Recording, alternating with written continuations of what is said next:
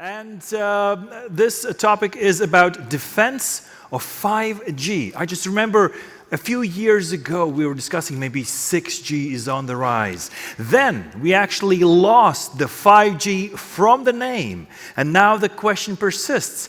Is the 5G a losing technology, or is there still more to gain? A lot of interesting topics to discuss with our next panel. Hot topics, hot speakers, and a very hot moderator who just landed a few hours ago from the runway of Riga Airport. He might be super jet lagged, but he said he will get through that without any problems, and we trust him. He's a returning moderator here at Techtree. He's the Vice President and Principal Analyst at Moore Insights and Strategy. Let's welcome, ladies and gentlemen, a round of applause, Will Townsend. Thank you, Artis. Thanks, welcome, Will. Right next to him is the Market Segment Manager for Infrastructure at Rohde & Schwarz, Sanna Brandt. Welcome, Sanna. Nice to see you again. Next up, he's the chairman of the board of the 6G Smart Networks and Services Industry Association, Colin Wilcock. Welcome, Colin. Well, ladies and gentlemen, he can moderate, he can talk, he can do it all. He's the director of disruptive analysis, Dean Bubley. Let's welcome him on the stage. Welcome back, Dean.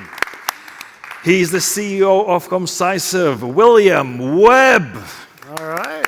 Welcome, William. And last but not least, he's the Executive Director of Connect Research Ireland Centre for Future Networks, Dr. Patrick Kelly. Welcome.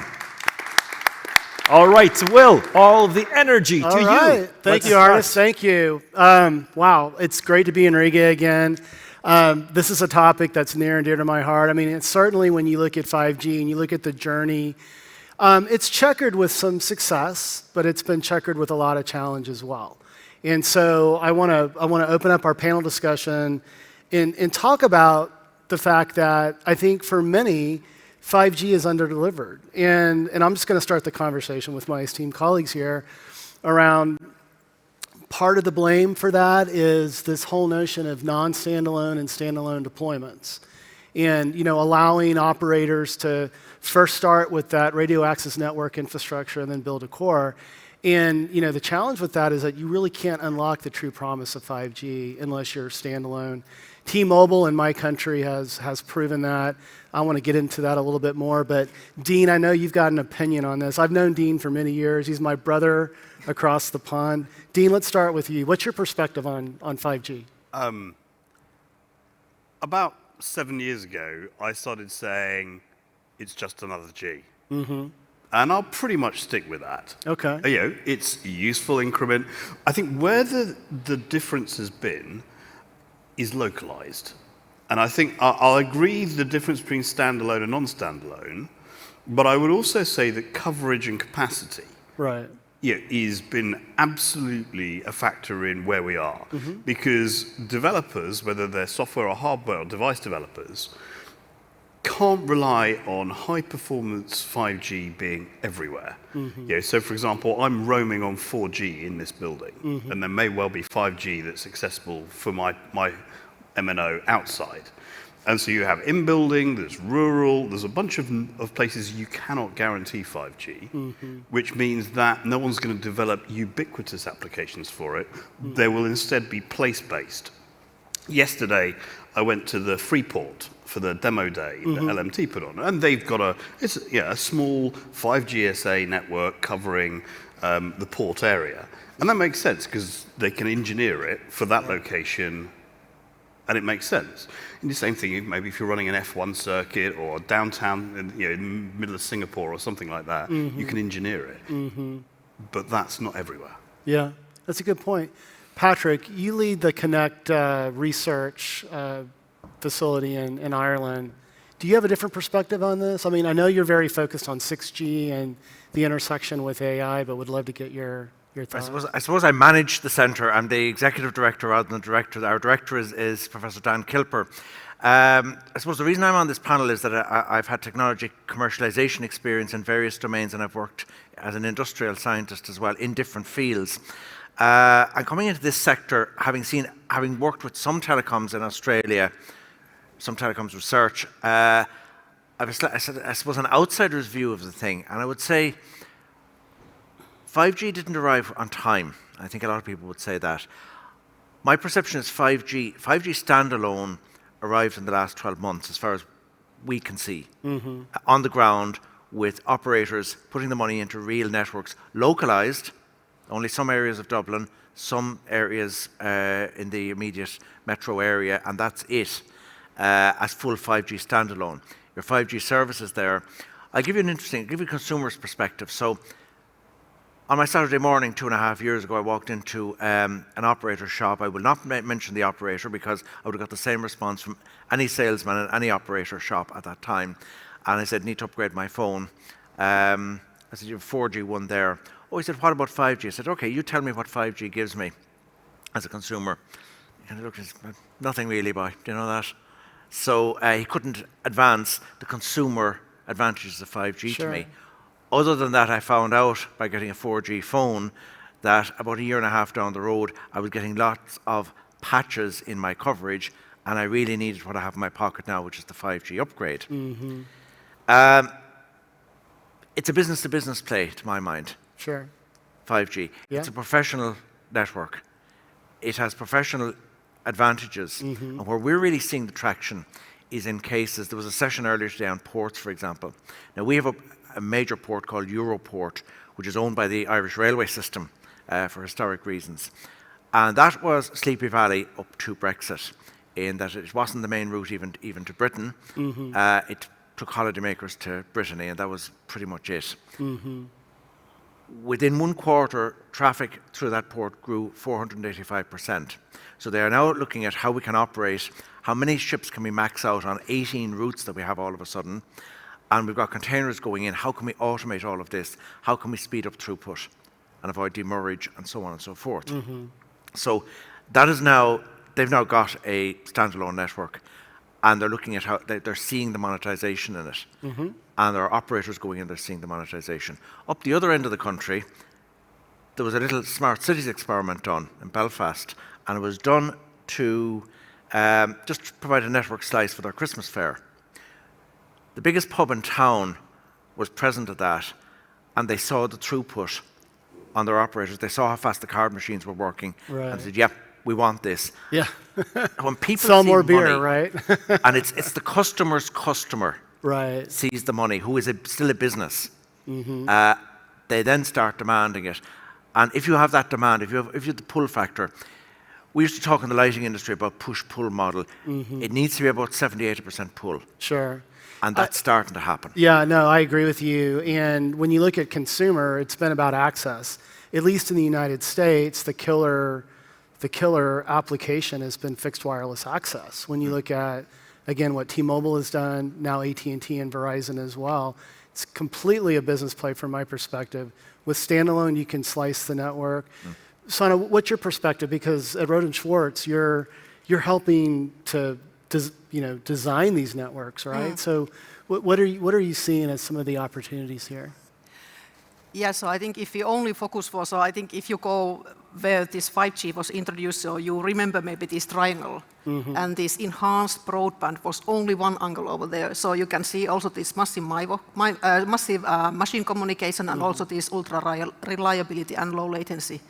And now if we look only for these enhanced data rates and so on, so I think compared to 4G, there was really these data rates, and so they were booming all these applications, so operators really love it, so because they get cash back. But then for 5G, maybe a little bit more data rates, so, but as you say, no killer applications. But if we start to go for these other corners of the triangle, so like this ultra reliability, low latency, so I think that was maybe first seen as a killer application for the automotive market. But then the COVID came, so then the automotive industry, what we can see, so they are really struggling, and also there is coming these electrical vehicles, so they are now focusing on that and maybe shifting this technology involvement later on. But then there is what we can see really what is now changing and which really start to take advantage of 5G is this defense. Like I think when I have been discussing with people, people here, so they thought, okay, this is about military. About military. That, yeah, and yeah, also when I see the article or this headline first, I thought, okay, this is about the defense. we're defending this, Yeah. the Yeah. technology, right? But now, like in US, so I think US Department of Defense, so they have seen, so they are really out of the technology. They need to do something very fast. They try to do for 4G area, so but they see it very complex. But then for 5G, they see really benefits over there, and then they are starting to mix also the Open RAN, which is giving the key some tools like RIG and so on, so what they can utilize. So I think it's if we really focus on this consumer market, we can say we maybe failed. But if we start to look for this enterprise and especially for this military or mission critical networks, so I think not fully deployed, so but there's clear strategy and targets, so how they are planning to deploy. You know, I think it's when you focus on business outcome, it's sort of like and I do want to wrap the discussion around AI because no panel would be complete without it. But I see a lack of focus on really driving an outcome, and when we look at all the Gs in the past. These operators have focused on access, unlimited data plans and that sort of thing. And you've got to shift that mindset, especially from the consumer. Patrick, presented a great example. I had a similar experience at the Circuit of the Americas in the U.S. At the Grand Prix recently, where, the cellular network bombed out and the point of sale systems were connected to it, and no one could order beer, right? Like the Christmas fair example that he shared. So, but Colin, from your perspective, what are the opportunities here? Yeah, I feel to some extent we are trying to judge too early. Okay. It strikes me the child has just gone to high school and we're saying he won't get anywhere, won't achieve anything. Let's give technology a chance. It is a technology which is the fastest rolled out cellular technology in history. Killer use case? Well, yes, I agree. Apart from fixed mobile access and things like that, there's not an obvious thing on the horizon yet. But then that was true with 4G and other Gs as well. So let's not give up on it too early, please. Sure. And apart from anything else, the big thing we were selling was we were saying, oh yes, 5G will be wonderful because we're going beyond the spotty teenager playing games. What we're doing is we'll bring in the verticals, the other domains, the smart media and smart agriculture and all the rest of it. And I think it's probably fair to say this has been more of a tricky area than we'd imagined. And our mindset saying, look, we'll create the technology and they should bloody well take it is probably not the best. But on the other hand, what we've learned so far with deploying 5G, we have now driven into standardization with 5G Advanced, and 5G Advanced is still not out there. Right. Let's wait to see, does that bring that key breakthrough that we're hoping for, build that market case for non-traditional telecoms, and hopefully the business cases will then follow and the coverage will then follow and everything else from it. But let's not give up too early on that child, please, because I don't think that's in anyone's interest. Don't throw the baby out with the bathwater. But maybe just to, as a counterpoint to that, sure. A lot of this conference is about 6G, and I'm probably more guilty than most of saying 6G, 6G, 6G. We can get to that too. Yeah, I apologize in advance, but please let's not forget 5G. Right. 6G is a technology which will at earliest be out there 2030, probably more realistically 2035 for broad deployment. So it's the future, but it's not now, and it's not the next 5 years, and 5G is. And we need to keep the focus to making sure, panels like this are good. We need to think about how we can monetize, how we can broaden, how we can use more. But that's also an important thing. If we're not successful with 5G, it's very unlikely we'll be successful with 6G. Yeah, that's a very, It's not mutually exclusive. It actually builds on it. So let's think about that. And I think one of the other challenges too has just been spectrum and availability of spectrum and and that sort of thing. You've got low band, you've got mid band, and you've got those trade-offs between the performance and the propagation. And when I talk to journalists, I sort of like just to use the analogy that 5G, with its true promise as we move to advanced, we get to that standard, it's going to provide fiber-like throughput, but do that wirelessly. It's more predictive. You can do a lot of things with manufacturing automation with a lot of the reshoring that's going on. But William, I want to give you an opportunity to weigh in here before we move on to the next topic. Yeah, thank you. So like Dean, I've been writing about this for a long time. In fact, I wrote a book in 2016, so 9 years ago, called The 5G Myth, where I essentially said 5G was not going to be successful because 4G delivers everything that we need. Right. And there's no benefit. There's nothing out there that is a useful attribute that people will pay more for that's delivered by 5G. And I think that's exactly where we're at. As you said, there's no killer application out there. And I'm rather skeptical of all the continuous, we just need to wait for standalone. We just need to wait for advanced. We just need to wait for advanced. We just need to wait for the next spectrum band. Right. And then some magic will happen. We don't know what the magic is, but something will magically appear that will revolutionize things. And if we look at standalone, it's the movement there has been glacially slow for good reason, because the operators don't want to invest typically $1 billion to upgrade their network to standalone, when there's absolutely no evidence out there that it results in any greater revenue stream than a non-standalone network. And that's why only about 12 to 15% of the networks out there are running commercial standalone 5G at the moment. So I'm a bit more skeptical about those kind of things. But I don't think it prevents 6G. I think there's a benefit for 6G, but it's not in terms of even faster, even greater. It's in terms of networks that are more productive, more able to be run autonomously, can deliver lower cost of operation for the operators. Colin, you wanted to make just to point out, it is true in Europe, standalone is not widely deployed. In other regions, it's very widely deployed. If you look at China, it's all of that, the whole country, which is the biggest market. So if you look overall, there are definite regions where they see a real advantage and have invested. It's an investment, and obviously it's also to do with where you are in the business cycle.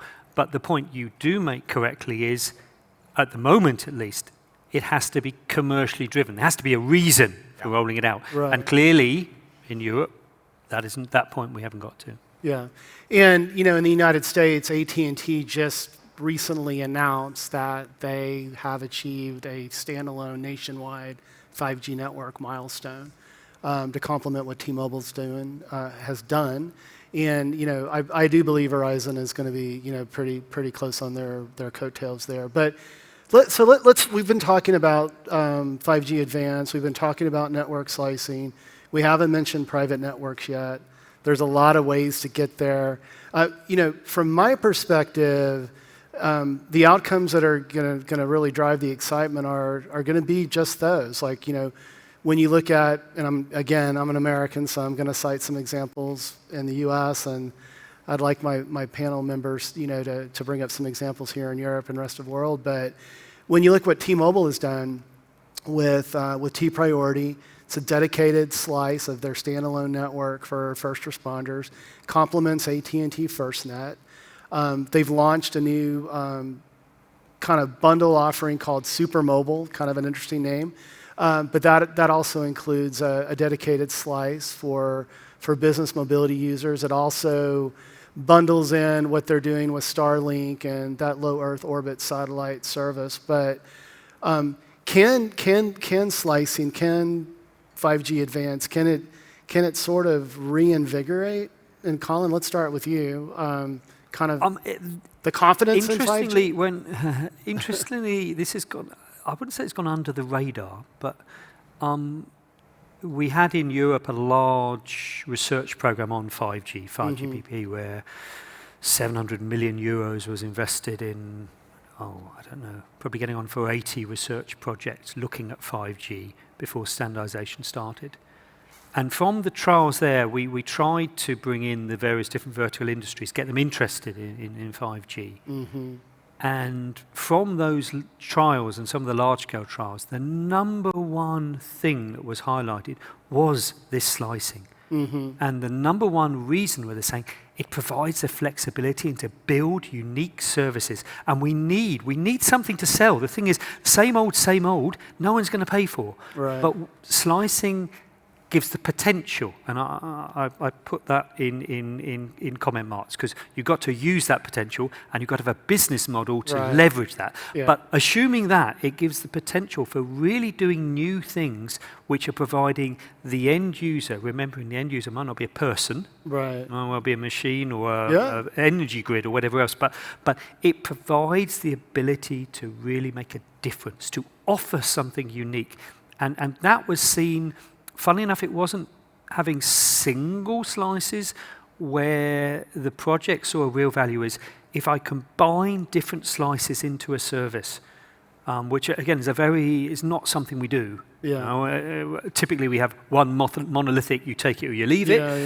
Slicing is now saying, oh, well, let's break that up a bit, as in T-Mobile, which is a wonderful example. Right. But what we saw in the projects was going a stage further, was saying, okay, I don't want to have separate slices for separate services. What I want to do is I want to almost do a mix and match. So I'll have a service where I'll use a bit of this, some of that, and through doing that, they really saw then the benefit in cost performance, but also being able to build new services which aren't possible today. Obviously, if you have a monolithic view, you have to take the latency of the network. There's no way around it. Whereas if you can build a slice where you prioritize that latency, which, no, that's really what we need, then that gives you access to something you cannot build in a service today. Right. Now, how successful will that be? Very much depends on having all the pieces you need. One thing is having the technology, but as has rightly been pointed out, you need the business case, and you need You need the go-to-market, right? Exactly. And Critical. you need people on both in terms of the consumer, but also the supplier, to have innovative thoughts and say, we want to try and make this work. Right. And too often, if we're going to be honest, in the telecoms world, perhaps the consumer, the end user, whatever that be, has said, well, I'd really like to do this. You know, I've got all these cars and I'd like to have a really cheap end unit. And from the supplier side, or the operator side, say, nah, we don't do that. Right. And so it needs both sides to understand. But the potential, the potential's there. Sure. Dean, I know you're always a doubter, my friend, but isn't there anything here that can... All right, I'll dial back. Normally, historically, I've said I am a slice denier. Yes, and I'll dial it back a little bit and say I'm a slicing skeptic. Okay. Right, and there's a few isolated examples where it makes sense, but I still believe that overall it's the largest strategic, technology mistake that the industry has made in the last 10, 15 years since IMS, which was the last one. And I think there's a few reasons. Firstly, it comes back to, do these slices work where you want them to work? I think there's a huge issue around the software and the business model to expose that to end users. And the disaggregation is also driving complexity there as well, But there's also a capacity thing here. So I talked to a large operator, I'll leave them unnamed, about a service they launched, which was for, I think it's for broadcasters or streamers to do a guaranteed uplink on 5G networks. And they said, we've got this capability and you can book your slice. There is one problem though, which is the number of concurrent users of that priority slice per cell is 2. Which means that if you are Instagram streamer number 3, you will get a message, or you should get a message saying, I'm sorry, you are in a queue. Your slice is not available right now. Right. And so you then end up spending lots and lots of money on inventory management and customer experience and dealing with what I assume is your important customer base saying, sorry, that thing you asked for, we can't do it right now. Or else you give it to them and then they complain, which then costs you 10x more than the amount of incremental revenue you got from them. Sorry, is Instagram a safety critical application? No. I mean, I'm not a young person like Maybe yourself, to but I mean, I would have 12-year-olds. thought. No, it can be a broadcast. It's actually, to be perfectly honest, that distinction between what platform you use to stream video and whether you've got an audience of 10 people or 10 million, whether you may well be an Instagram influencer or you could be a BBC TV presenter or anyone else, you will need uplink of video of one form or another, and you then have to manage that. And this is the issue, is that actually what this does is it means that if you are in the video software business, you think, well, I might use a slice if I can get one, but if not, I'll do clever things with adaptive codecs or stuff at the video layer, I'll change the frame rate, or I'm looking at someone's face and I can frankly, the background doesn't need to be 60 hertz and 4K because it's not moving. And so you can do clever things with compression, all that stuff. And if you are a video developer, you'd much rather have you being tasked to do what's called foveated rendering, which is looking at where the person watching it, where they are looking on the screen, and concentrate the pixels there, rather than having a room full of lawyers trying to negotiate 800 quality of service contracts with all the operators around the world. William? And just to add to that, so I was CTO at OpenSignal, a crowdsource company, for a year, and whilst I was there, I pulled a whole load of data on the reasons why you didn't get a satisfactory connection. So across a whole load of countries, 90% of the time, people get a satisfactory connection, and they can do whatever they want to do, video transfer or whatever. The 10% of cases where they don't, 9/10 of those are driven by coverage failures, and 1/10 by capacity issues. So if you have a slice that guarantees you capacity, your overall performance goes from 90% to 91%. Is that material? No. Not really. No. Well, it depends what you're doing. Again, you seem to be emphasising the end user, which might be the case. But if it's automated cars stopping you crash into the car in front, and that then is possible to do, and people stop dying because you've got that 1%, then it becomes that's important. pretty darn It's very much. I mean, I think it is true in terms of. Would you get a car with cloud braking? Who knows where we're going, sir? At least I wouldn't use Instagram for it. So it depends what that information you're going, and I think at least from our experience, it's not about consumer. This isn't about the teenagers. This isn't about the Instagram or whatever else, or Snapchat. I don't know any of these things, but anyway, it's not about providing a better service to the end user or the human. It's more about the verticals, the industry, things where quite often maybe the number of bits we're talking about isn't important, but my God, that those bits go through. Things like robots, for example, where people say, oh, you need this latency. You don't need an incredibly low latency, but you need a defined latency. Yeah? Right. Not more than X milliseconds. Or sub it doesn't have to be 1 millisecond. millisecond. That's not true. But I have to know it will be within 5 milliseconds. And things like that then become possible. And it would be true probably for a limited number within a certain reason. You're absolutely right. This isn't something broad spectrum. But in those things, it has the potential. I'm not saying this is, your skepticism might be very well placed, okay? But at least there's a potential there, which maybe we should consider and see where we go. And if I might make one other comment, at least you are now talking, sir, about skin tones and faces and things like this. And we did promise to have a hot panel, and that's more in the direction, I suppose, videos and things like that people might be expecting. So that's excellent. Thank you. Okay.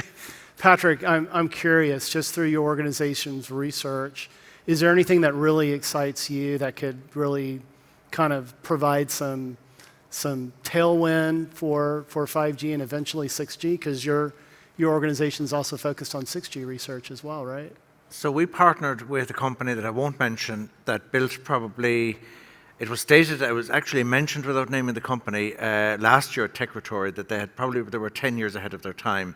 They built a whole series of networks on our university partners' campuses, and they were full 5G standalone. Now we've taken them over essentially to generate data and to, I suppose, do research on them.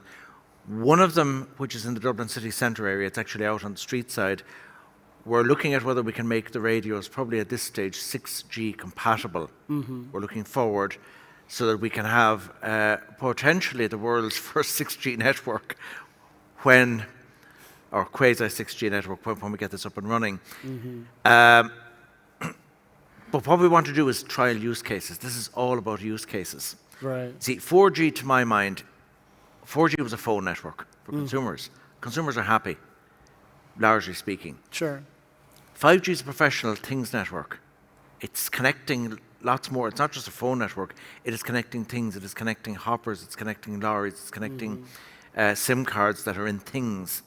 And allowing, for example, people who used to work in a railway yard to come back to base and do everything remotely by screen. It's got a lot of safety critical applications that actually take people out of danger. For example, tug operation in a port can be made safer. This is one of the use cases we're looking at the moment. Using one of the full 5G standalone networks that we're using. Okay. It's all at an experimental stage at the moment. Not enough people, I suspect, are visiting Gemba. You all know where Gemba is? Where? Gemba, come on, hands up. Somebody must know where Gemba is. This is amazing. There's a guy in California whose name just escapes me at the moment who does an innovation measurement index. And there are 30 questions, and one of those questions is, do your people, including the research people, visit Gemba regularly? And he doesn't tell you where Gemba is. Now, I immediately figured, yeah, in my last job in the lighting industry, yes, we're sent out every quarter to visit Gemba. I, as R&D director, and all my engineers had to go out on a trade counter. We had to go out. We went around for a day with ordinary electricians to see what was going on the ground. So Gemba is a Japanese word. If you are presenting the news in Japan, you will say, you'll give your name, whatever the name of the station is, Gemba. Not Tokyo, not Osaka, you're in Gemba. Gemba's where it's happening. Okay. Gemba is a point where the action is. Okay. So Gemba could be a port. Yeah. Gemba could be one of us as researchers or technology managers sitting on the shoulders for a week of an enterprise solutions manager, meeting customers to see what's going on in those meetings. What are the problems? Yeah. And possibly what's going on here is not enough people are visiting Gemba who are on the engineering research side. We have technology, Right. and we're not looking for the pull. The Right. pull's out there. Right. You can find it. Yeah. That's Anna, what are your thoughts here? Like when I think about what your company focuses on, a lot of what you do is optimizing the performance of networks, right? And there's, NVIDIA is pushing their tech stack around AI-infused RAN. In fact, I wrote an article on Forbes about it, but I didn't want to preload the question for you there. But is there anything that excites you that could sort of revitalize things here? Yeah, so I think in general, so if we look for the 6G, so I think there was also we look so that there is sub-terahertz and RIS and AI, ML and so on. But what we now can see, so they are coming closer, so like this 5G advanced, so it will be already AI, and there is also Chinese manufacturers which are saying so that they are AI native. So I think now this 5G advanced, so it's more seen, or the common view is that it's AI as a top of run. Sure. Yeah, but this 6G will be AI native. But there is already Chinese vendors which say that their baseband unit is AI native. So I think this AI is now coming more and more under, of course, like the operators and the network vendors like Nokia, Ericsson, so they are putting a lot of effort for these AI-based systems. So they are using own AI apps in order to optimize, as you say, in order to optimize the traffic, and then also the network energy saving as well is the key topic, and this is really a headache for the operators, so they need to reduce the consumption for the network energy saving, and then via these AI apps. And we can see, so I think it was maybe in the past, it was a little bit blurry, so what this AI can really bring for the infra vendors, but now it's really so this AI Run Alliance, so where we are also working at, so there are very clear use cases and test beds where we are really testing how you can utilize this AI for the radio access networks, and it's not far away, but it's start to be reality. And like in US, so SoftBank and then NVIDIA, so they are really doing that field trials, and they can already see the gain for these higher throughputs and then so on. So it's big topic, and I think it's closer if you would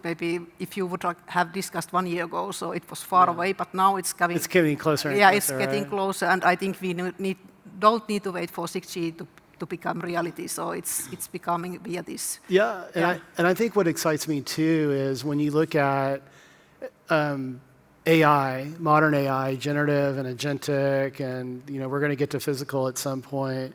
It's moving hybrid. So it started out in the cloud, large language models. That's very expensive.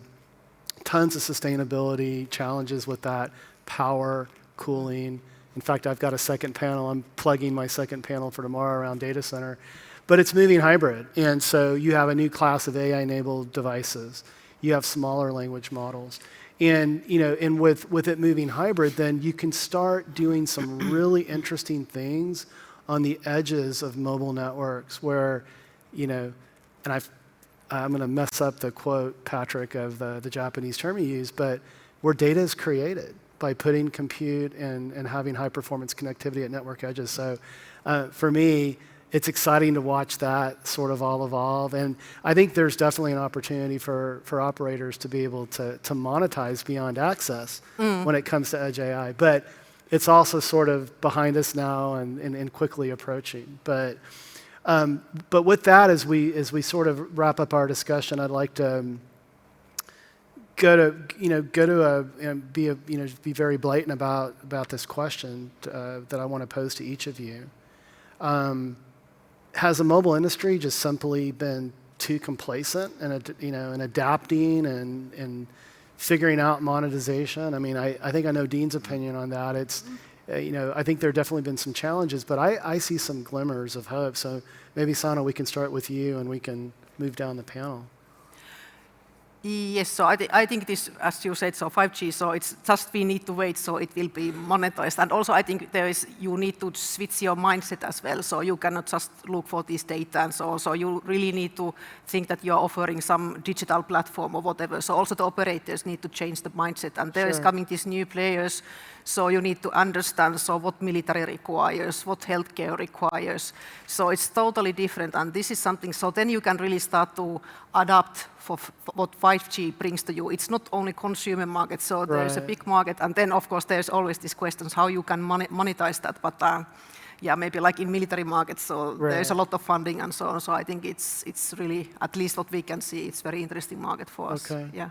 I mean, and Colin, obviously you're very bullish on it. You were speaking earlier about, hey, listen, we need to give this some time. It has, I'm sure when we go to Dean, he'll say, well, it's been nearly a decade. But do you feel like that, the telecom industry has been too complacent? Yes. Okay. Okay. So that's the short answer. Okay. I feel that as a telecoms industry, we have been too complacent. We haven't taken seriously enough the challenges of moving to the new domains. Right. We still have problems moving out of our comfort zone. And especially when we are dealing with industries, for example, that have a very different timeline.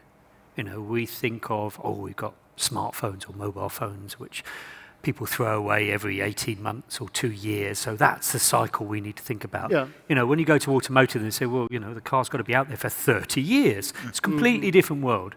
And we probably haven't taken that on board enough. And especially when it comes to business cases and thinking these different industries, these different domains. Many of these domains bigger than telecoms, let's not forget. Right. They have their own way of doing things, and they have their own requirements, both in technology, which perhaps we can address fairly easily, but also in terms of business models. And when we're talking about complacency, I'd also like to say that on the policy side, okay, good because point. certainly compared to the US or China, you look at Europe, and we have 26 different policy regulatory regimes. It's a huge challenge in the EU for sure. Yeah. Right? And I appreciate that people have been trying or talking about changing this, but one has to understand that in an industry which is based on economies of scale, that we can never be competitive unless we have that true single digital market. It's fine putting that on a PowerPoint slide. Let's make it reality. Okay. And beyond that, when we're talking about policy and regulatory, most European countries have the approach where they say, oh, spectrum. I can make a lot of money from this. What's the most money I can make out of it? Well, And same in the U.S. too. I mean, it's like billions So and let's billions. think this through. So we know as a fact that if you deploy a new G of mobile communication, it provides a definite boost up to 0.5% in GDP. So there's definite studies that say deploying these new technologies is well worthwhile for the country. Not just for the mobile operators, not just for the vendors or whatever else, but for the country. Right. Yeah? Yeah. But we know that they cost huge amounts of money, billions. So on the one hand, we're saying, well, these European operators, they're not deploying 5G or 5G standalone. How outrageous, they should be able to do that. And at the same time, we're saying, well, we're going to screw you for every euro for the spectrum, and then you're meant to get money for the network from, I don't know where. So again, if we're serious about it, then what we can do is we can think of more progressive ways of doing the spectrum. And Finland, I think, is an excellent example where they say, look, we're not going to try and get the most possible money. What we're going to do is we're going to concentrate on the KPIs and say, look, we want the coverage, we want the reliability, we want the security, but we'll leave you some leeway on money, and then that money can actually be used for deploying the damn network. Because, by the way, that infrastructure is billions and billions of euros and dollars, right? Beyond the spectrum. Right. And yet we clearly want it as a country. Right. So they're trying to cut both ends, and if you do that, well, it doesn't work very well. Dean, what are your thoughts? I think the mobile operator industry has been a bit complacent and a lot arrogant. And I think that we've heard a couple of people today, including on this panel, conflate mobile with telecoms. Whereas in fact, in Europe, if you look at where all the capex is, it's in the ground as fiber and as ONTs and OLTs. So firstly, you got to have that backhaul for mobility too. Well, it's not even just backhaul; it's access. And so, I remember seeing it was an Ericsson speaker come into a conference in the UK, and it was like, I thought, and then looked around. I walked on the trade floor, on the show floor, and it's. I must seem to have turned up at a fiber conference. Well, that's where the money is. Right. And I think that is an important thing. Where in Europe, there's 26 or 43. Different market structures for fixed networks, and the fact is, fibre in Denmark is owned mostly by utility companies. In Spain, it's like got ducts along the front of buildings and is often open access. There's different models, and it works. It doesn't need that. The scale thing is a fig leaf, and I think that the issue has been that the mobile operators have a sense of entitlement, and you saw this with the initial round of work on private networks, where it's, we'll do a slice. Firstly, forgetting about SA not being around, standalone not being around for 5 years. And secondly, forgetting they didn't actually understand the business requirements and the businesses didn't want to have as a service for everything. And so I think that we're starting to see that realignment. So I was quite impressed that LMT, the Latvian telco, has a dedicated systems integration unit for things like the port, and it has carved off a bit of its spectrum at the top of its 3.8 band, which is just used for on-prem dedicated networks. But it's needed to that pendulum has had to swing back to actually understand, if we want 5G to be for business, we have to sell it in a way that business wants to buy it. Exactly, and not just force it. And I think the other challenge with private, just to spend just a few seconds there have been so many different ways to get there. You can do a complete turnkey solution in a box, core radio, all of that. You can do what T-Mobile does in the U.S. through their advanced network services, and it's a hybrid. We'll slice some of the public network. We'll dedicate, infrastructure. Now T-Mobile has launched something they call Edge Connect, which is basically leveraging their public network but doing local breakout. And so it's confusing to enterprises, like, which way do I go, right? Sure. So William, any thoughts here on complacency in the telco industry? My take is, it's an irrelevant question. The operators never had a chance for two reasons. One, the applications that were suggested for 5G were crazy. I mean, how many remote surgeons are there in the room? many. We've heard about that use case. Yeah. Like, I'm going to take a hard pass on the remote surgery, unless I'm in a life-threatening situation in the Himalayas or something. Yeah, and you know, the metaverse has clearly been seen to be something that people just don't want to be immersed in for their whole life. So, so first of all, the whole concept of what they might do with it was flawed anyway. But secondly, even if it wasn't, operators are just not the right entities to deliver over-the-top services. They've tried for the years. I mean, widgets, walled garden internets, video calling, picture messaging, all these other kind of things. I can list about 15 different initiatives, and none of them have worked because it makes no sense for each operator to have its own mapping application when Google can just deliver Google Maps running over the top of everything else. It's always better to have an over-the-top application running at global scale than it is for operators to develop it. So I think operators were always destined to be bit pipes. That's what they are. And that's not a pejorative thing. It's a great thing. It's a wonderful way to make lots of money.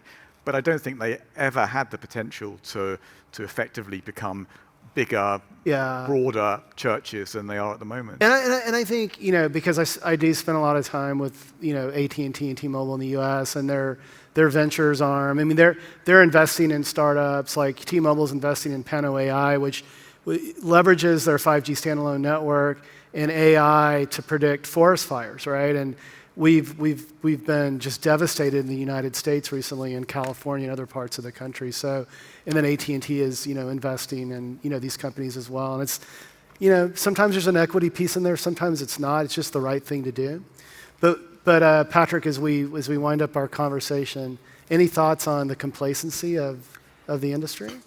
We're still looking for use cases that fly. Everybody's doing pilots. We're doing pilots. Everybody's doing pilots.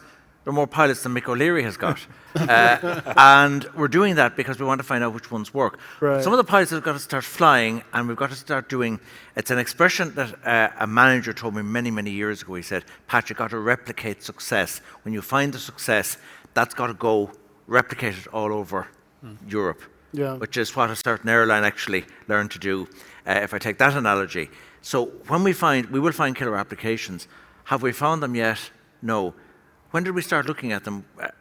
You need to factor in a few things into the timescale. Don't underestimate COVID. That was 2.5 years of disruption. Right.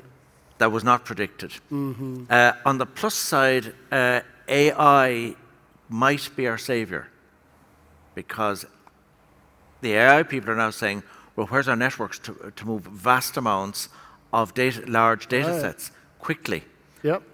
Which means they're looking for optical networks, which we probably didn't research enough. And I know I banged this drum a bit, so does Dan Kilper, my boss. We didn't spend enough on probably in Framework 9, and we should in Framework 10. Because now the world has changed. But if I take a completely different roadmap, wax cylinders, vinyl 78, vinyl 33, reel-to-reel tape, cassette tape, CD, DVD, MP3 file, MP4 possibly, Spotify. Was that on a fixed time scale where every generation rolled at a fixed time? I don't think so. It would be interesting to try to fit some kind of a law through that. It may be that generations aren't every 10 years. Moore's law was it was an engineering company that they set up.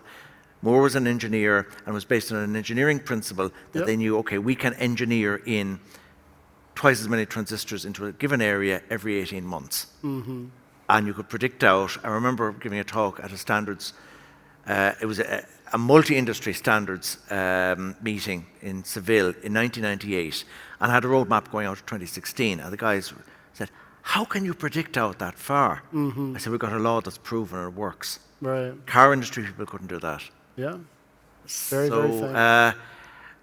Maybe we've made assumptions that aren't valid. That's a good point. And your point, Colin, there about maybe 6G is really going to appear in 2035.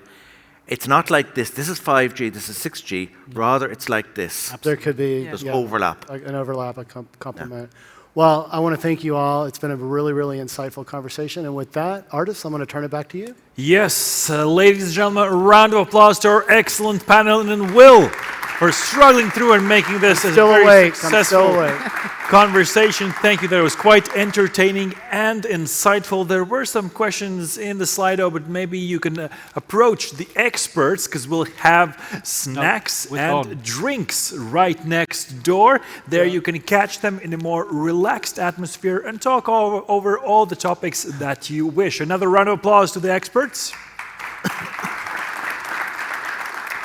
And we will continue here on this stage at 10:30 tomorrow. See you all tomorrow and have a great evening right next door. Thank you very much.